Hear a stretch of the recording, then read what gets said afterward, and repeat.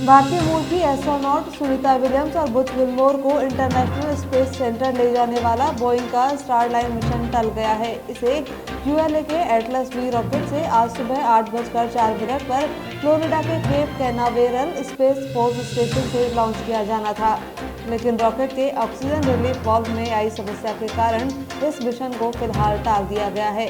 Mission टलने के बाद astronaut crew quarter में लौट गए हैं। अब अगला लॉन्च कब होगा, इसकी फिलहाल कोई जानकारी नहीं दी गई है। इस मिशन के सफल होने पर इतिहास में पहली बार अमेरिका के पास एस्ट्रोनॉट को स्पेस में भेजने के लिए 2 स्पेसक्राफ्ट हो जाएंगे।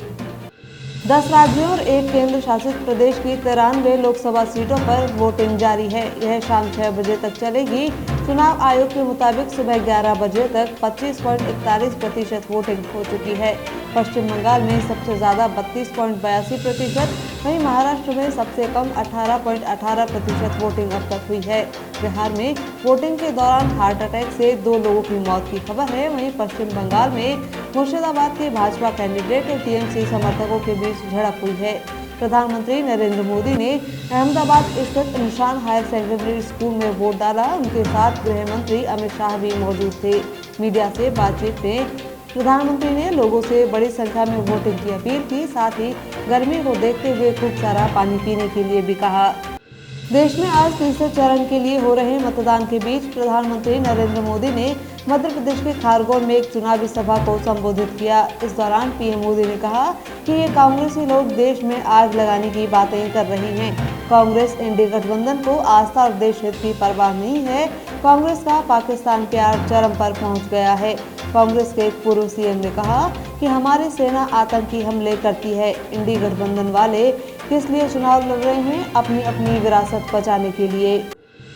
कांग्रेस अध्यक्ष मल्लिकार्जुन खड़गे ने कलबुर्गी में अपने परिवार के साथ मतदान किया। इससे पहले उन्होंने देशवासियों से बड़ी संख्या में मतदान करने की अपील करते हुए कहा कि वे अपने मताधिकार का प्रयोग न केवल अपने प्रतिनिधियों को चुनने के लिए करेंगे, बल्कि यह भी तय करने के लिए करेंगे कि क्या वे अपने संवैधानिक अधिकारों को सुरक्षित रखना चाहते हैं या देश में तानाशाही की ओर बढ़ते हुए देखना चाहते हैं।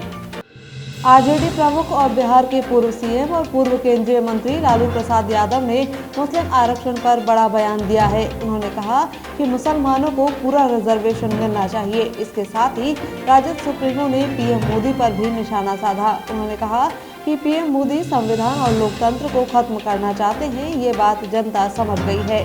केंद्रीय गृह मंत्री अमित शाह के अगर इंडिया गठबंधन सत्ता में आई तो देश में जंगल राज हो जाएगा वाले बयान पर बिहार के पूर्व मुख्यमंत्री ने कहा कि वे इतना डर गए हैं कि वे सभी को भड़का रहे हैं। साथ ही एनडीए के 400 पार के नारे पर लालू यादव ने कहा कि वो खुद ही पार हो गए हैं, इसलिए 400 पार बोल रहे हैं। दिल्ली की राउज़ेवेली कोर्ट ने एक्साइज पॉलिसी मामले में जुड़े सीबीआई केस में दिल्ली के पूर्व उप मुख्यमंत्री और आम आदमी पार्टी नेता मनीष सिसोदिया की न्यायिक हिरासत 15 मई तक बढ़ा दी है। कोर्ट ने मामले में आरोप तय करने पर आगे की बहस के लिए 15 मई की तारीख तय की है। लोकसभा चुनाव के परिणाम आने के साथ ही कांग्रेस में बड़े बदलाव होंगे। कांग्रेस पदाधिकारियों की बड़ी फौज कार्यकारिणी से बाहर होगी और नई खेप की एंट्री होगी। चुनाव में पार्टी प्रत्याशियों के खिलाफ या काम नहीं करने वाले सभी पदाधिकारियों को हटाया जाएगा। इनमें प्रदेश उपाध्यक्ष, महासचिव, जिला, मंडल और ब्लॉक पदाधिकारी शामिल हैं। सभी से पीसीसी ने स्पष्टीकरण मांगा है। कांग्रेस में 40 प्रदेश महासचिव, 20 उपाध्यक्ष और 119 सचिवों की भूमिका पर भी चुनावी परिणाम के आधार पर कोई बड़ा निर्णय लिया जा सकता है। जयपुर के इंडस्ट्रियल एरिया में गार्ड पर हमला करने के बाद घर में घुसे तेंदुए को ट्रैंकुलाइज कर लिया गया है। करीब 1 घंटे तक पूरा परिवार तेंदुए के साथ घर में ही कैद रहा। मौके पर पहुंची वन विभाग की टीम ने पहले मां, बेटियों और एक अन्य महिला को घर से बाहर निकाला। इसके बाद तेंदुए को ट्रैंकुलाइज किया। इससे पहले जयपुर के मालवीय नगर इंडस्ट्रियल एरिया के पास तेंदुआ घर में घुस गया था। घर में 2 बच्चियों समेत 4 लोग मौजूद थे। घर में घुसने से पहले तेंदुए ने पास ही में एक फैक्ट्री के गार्ड पर भी हमला किया था। जानकारी के मुताबिक आज सुबह करीब 8 बजे सबसे पहले क्षेत्र में इस तेंदुए का मूवमेंट देखा गया था। सीमावर्ती जिले श्रीगंगानगर के गजसिंहपुर में बॉर्डर पार से आई नशे की बड़ी खेप पकड़ी गई है। जानकारी के मुताबिक पुलिस ने 2 किलो हेरोइन के साथ 3 तस्करों को पकड़ने में सफलता हासिल की है। तीनों तस्कर पंजाब के रहने वाले बताए जा रहे हैं। वहीं तस्करों से बरामद हेरोइन की कीमत करोड़ों रुपए में होने की बात सामने आई है।